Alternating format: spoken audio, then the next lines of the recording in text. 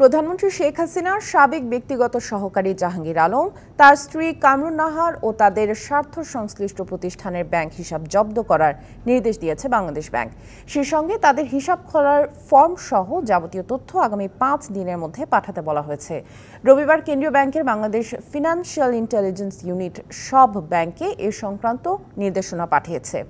জাহাঙ্গীর আলম প্রধানমন্ত্রীর ব্যক্তিগত সহকারী হিসেবে টানা 2 মেয়াদের পাশাপাশি গত মেয়াদেও কিছুদিন দায়িত্ব পালন করেছেন।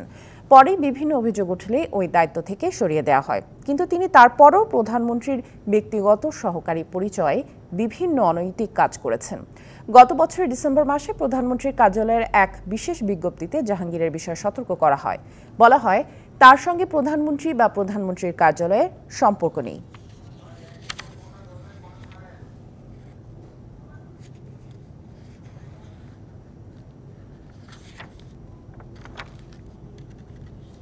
নগদের কাছে সব গ্রাহকই প্রিয়, তাই তো সারা দেশে ক্যাশ আউট চার্জ সবচেয়ে কম।